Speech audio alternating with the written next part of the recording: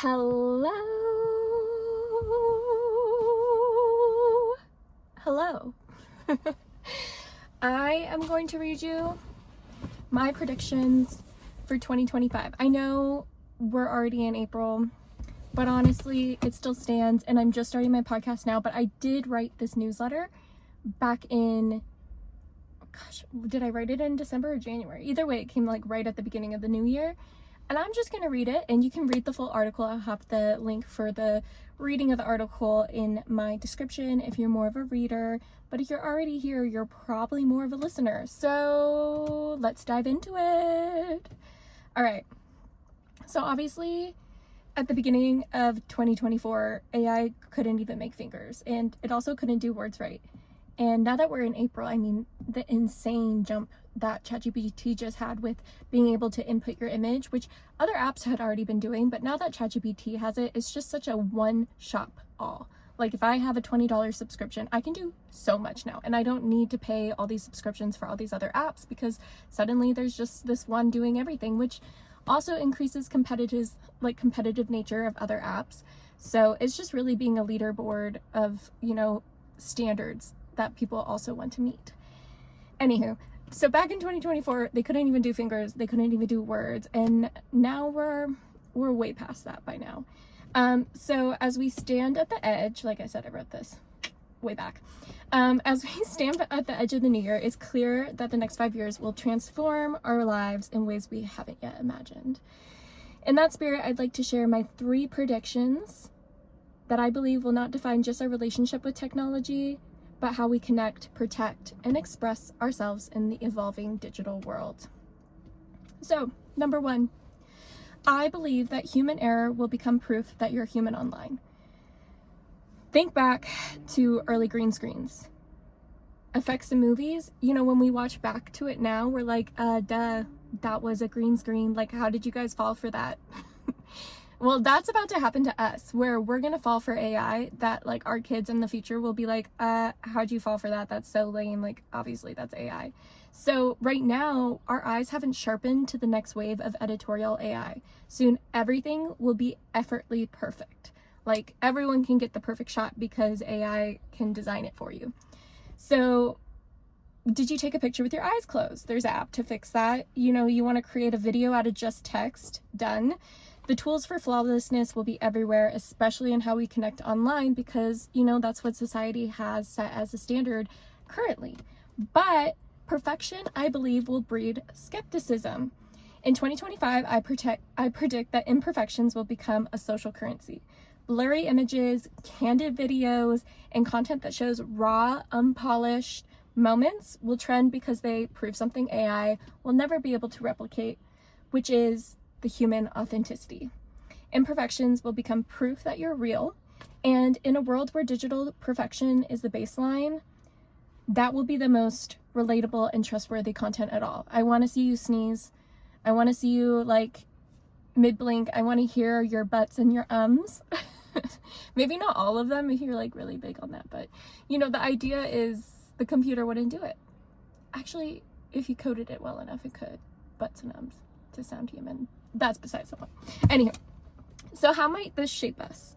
So this is human error will become proof that we're human online, and I believe that's going to happen, but how will that shape us as a society? I think in many ways it'll be completely freeing. It's a renaissance, in a sense. For decades, we've been living under structures set in stone, a cultural pressure to perfect and perform, to polish our images till they gleam with flawlessness. Now that old mold is cracking. Yay! Embracing your flaws has already been a part of the conversation, but this time it won't just be a movement. It will be a way of being. Imagine a world where we no longer strive for the perfect shot, but just a real one. How liberating could that be? It's a shift that may not just change how we interact online, but how we behave in real life. Will we dress differently, speak differently, share differently, knowing that the raw, imperfect versions of ourselves is what resonates the most? I can't wait to see how this unfolds, how the digital landscape where perfection becomes suspicious and the art of simply being is our greatest asset. And I think you can kind of already see this with like people who are Gen Z influencers. Emma Chamberlain never, gets dressed up for her podcast. And you have Millie Bob Brown, who most viral video made the news because she was so undone and so real and raw with her conversation towards the tabloids. It's already showing. There's already data points pointing that the direction is headed. Also, I'm gonna take off the seatbelt. I'm parked. I'm in the car, but I'm parked. Okay. Number 2, second prediction out of 3. A huge privacy wave is on the horizon. All right, this is where we get a little serious. When the digital world moves, it moves very fast. It will only take one major digital breach for a crime or a global push towards privacy to erupt. I mean, digital imaging is increasingly easy to fake. Bad actors are about to thrive on plausible deniability, while good people will become vulnerable to impersonation, fake accounts, and mistrust and misused information. For high visibility individuals and industries, privacy will become paramount. The idea that somebody who's criminal is like, I'm gonna do that crime and then I can use AI to say like, it wasn't me. And then a person who never does crime can have a crime pretend it was them. So like, if you think in like the business sense, like there's just so much espionage that can happen. I want new spy movies with AI involved. Anywho, I predict that we'll see a rising trend where luxury homeowners, my niche is a little bit real estate, and so this article is that, but this is just a general scape of like how people will feel. But like, for example, luxury homeowners currently are allowing real estate agents to post their homes on social media. And I predict that interiors will be requested not to be posted online. Valuing safety over social exposure, protection will be just as much about security as it will be about limiting how we engage in public spaces online. And I think now that it is April, and this has already happened because I wrote this before it happened, but the idea of the LA fires and Malibu, I think about Paris Hilton and Miley Cyrus's house who burnt down. When they rebuild, obviously AI fake imaging, but also if you have a reference image now, it's like really easy to create an image of that. So will houses cost more just because they've never been seen by the public web? Because we're also entering a world where there's a private web now. So if the images of the interior of your house have been online in the public, I mean, that's kind of normal. But if you haven't been seen by the public on the interior shots, could you cost more? That's like the mindset, but also people want that because they want that security of knowing that the public hasn't seen inside their home for aspects of crime. The more digital tools enable us to complete tasks effortlessly, the greater the risk of exposure. And knowing where we need to protect ourselves will only become as vital as knowing how to use these tools in the first place. I think we don't even know yet, like, how we're going to be attacked, because really there's such a wave of we don't even know what we don't know, and we don't even know how to use these full tools, these fully new tools. And it's really exciting, and it's also really scary. But it's a sword, whoever holds the sword makes it dangerous or makes it a tool. And it's very sharp. So it can cut down some branches to clear a path that was hard to get through before, or it could stab somebody. So how might this shape us, this privacy wave? On the marketing side, you might not be able to post as intimately anymore. Like even just a selfie in your house. You might not want to post a selfie taken in your house because of geotagging. But that's why I chose personal branding as my specialty for GibzMedia. It's where we're going to need to focus inevitably when marketing kind of becomes this private world. So you knowing that you're selling something and you need to promote yourself as a salesperson, but you can't really promote the product, especially if you're in real estate, as much because people are kind of closing their doors. They're valuing privacy. So personal branding is where you need to focus. And if you do the 80-20 rule, which is 80% personal branding, 20% sales, you're way ahead of the game. However, this privacy wave will be seismic. We will be forced to actively learn where our exposures are. Vulnerability will not be taught gently, they'll be learned through injury. Unfortunately, it will be a man-down scenario. Society will take lessons from the fallen. Proactive behavior will be rewarded, and those who can afford to be proactive will seize this advantage. I believe anonymity will trend. People will lean towards facelessness on their public images online, not out of preference, but out of necessity. The shift will cause a growing fear, feeding into anxious herd mentality. And as we navigate this new reality of access and attack and the maintenance of control, this won't just change what we share, it's going to change how we share. Privacy will be redefined not as a passive luxury, but as an active strategy for protection. And that's where I see the private and the public web really becoming a safe zone, where people are going to really move to these velvet rope spaces, like where I need to maybe pay to have access to something, but that means that like the whole world doesn't have access to me. So while the tools of exposure will multiply, those who stay mindful, cautious, and focused on building a personal brand without oversharing will find themselves on solid ground. We'll see how this unfolds, but one thing is for certain: guarding yourself online will no longer be optional. It's essential. The other part of that too is the fact that the whole world has logged on online.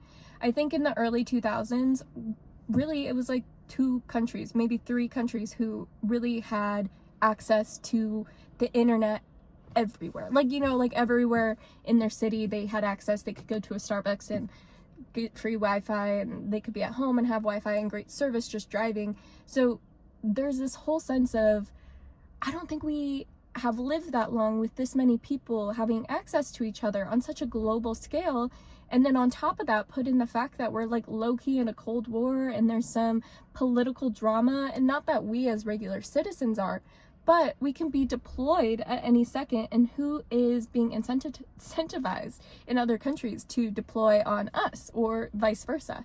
So this sense of protection is really layered because there's just extra vulnerability that we don't know how to protect ourselves yet. And I believe AI is magical. And like I said, it's a sword, and whoever holds it makes it dangerous. But like, we need a defense against the dark arts course. It's magical. It is a spell book. If you had the words to ask for what you want, you can receive it. But at the same time, there's a lot of danger. And so we need a course, and we need somebody to lead on how to be defending ourselves against the same magic that we should be using to protect. Like, we can protect and be proactive. Yes. Anywho, I will bring up Harry Potter references a lot because I just believe that AI is magical, and like, we're so close to living in a Harry Potter world. Spell books, prompt books, same thing. So number 3, my third prediction: AI agents will change every industry. Every industry. If you want to call me, have your AI call my AI, and we'll set something up. Sound absurd? Give it a year. AI has already been integrated into every major platform. Google's AI summaries, Meta AI assistants, and countless tools will daily. But here's where we get further. AI agents. AI agents will soon help us complete tasks from start to finish. Think of personal assistants that does more than just organize a to-do list, it actually executes these steps.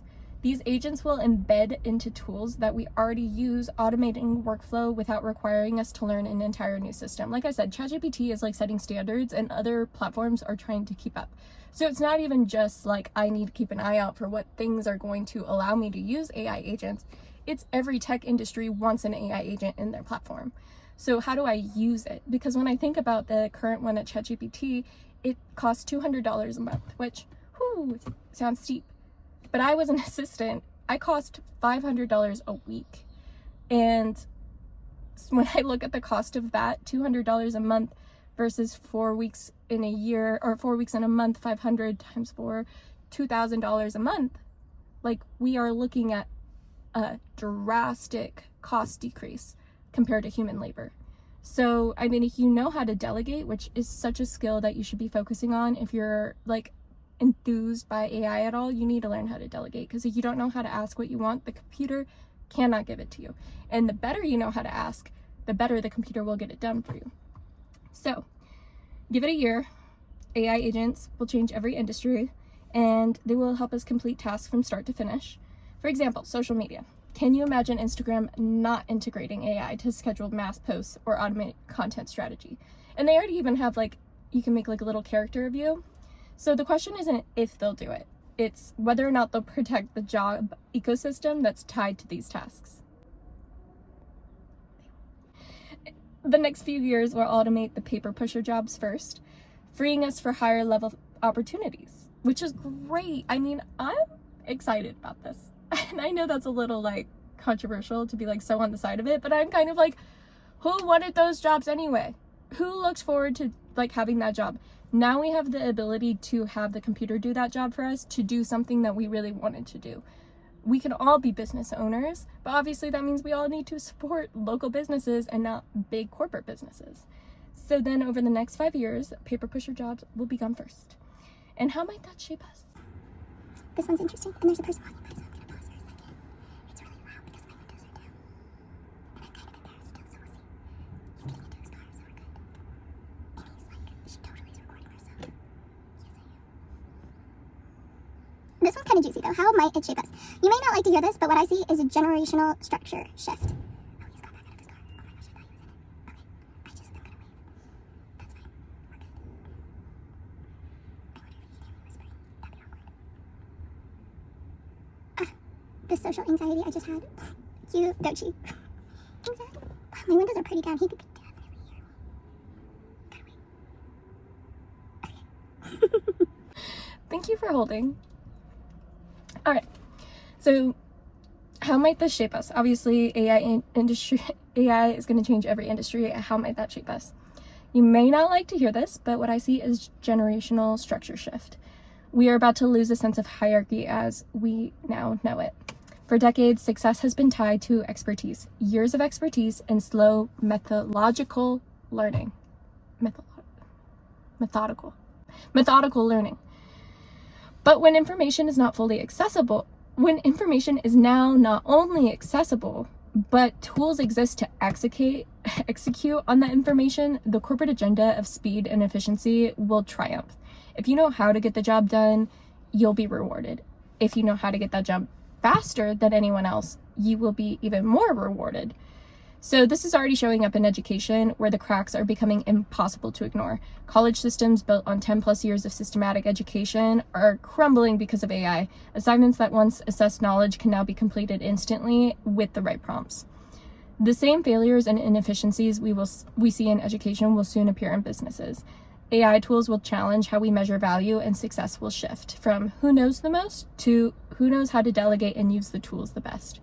So here's my suggestion for the next 5 years: learn to delegate, learn to prompt, and learn how to integrate technology to your day-to-day. The world is not returning to paper unless energy becomes very scarce resource, which that already, that fear in me happened as soon as I fell in love with ChatGPT, where Sam Altman was talking about how he might need a limit,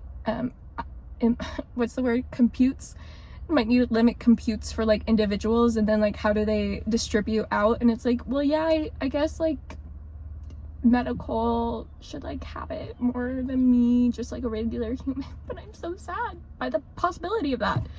I mean, I'm not dependent, but there's a love bond there. Okay. So it's not about outworking others anymore. It's about outsmarting people. So it's a quicksand. Those who resist will struggle. And it's not a question of if the shift happens. It's a question if you're ready to rise within the shift. I mean, yeah. I am going to possibly jump. You can leapfrog over people who have been in industries for 10 years because you know how to ask the right question to the computer, because the computer has that 10 years worth of knowledge. You don't. Of course not. I am not wise.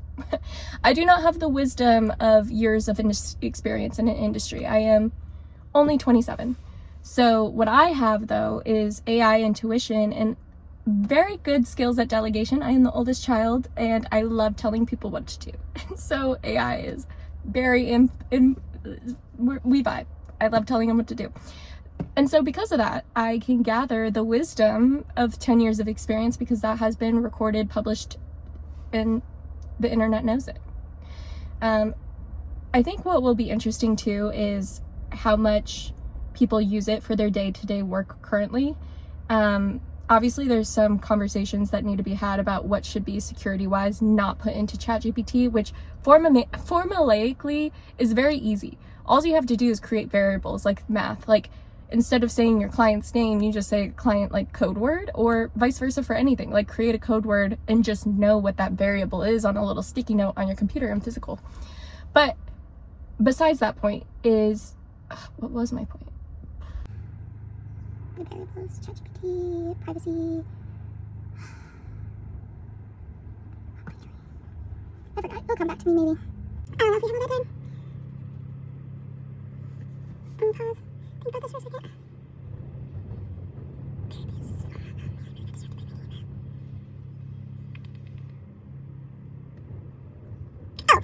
Yes, now I remember. Okay, so basically you have a lot of people in different industries using ChatGPT to help them at like little hurdles in their job, whether they be big hurdles or just small hurdles that they don't want to think about. So what's also interesting is things have already been published about jobs, but now it's collecting even more data about like day-to-day tasks for jobs. And if you think about that, that means the computer's only going to get better at knowing the processes and procedures for jobs and industries. So we are currently feeding it more information to an information system that already has such a vast amount of data.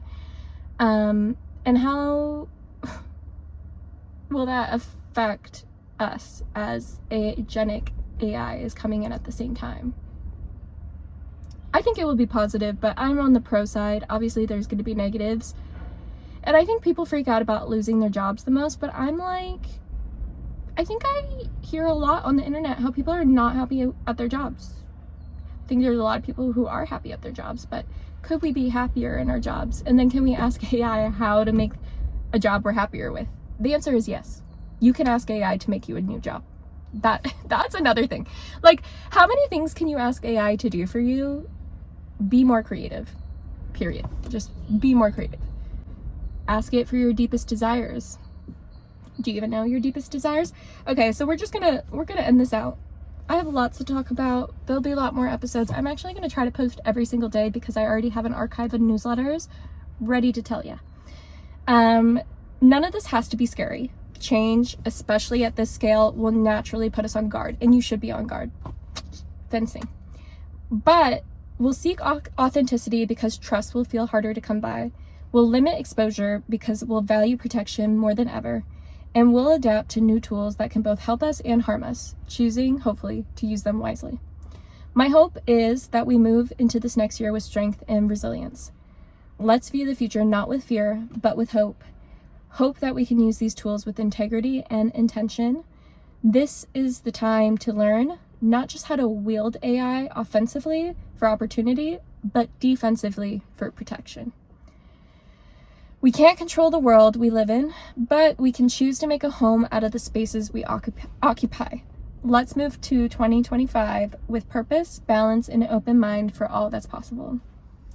Let's chat again soon. Gibbs. Love you guys. Thanks for being here. I'll see you again next time. Mwah.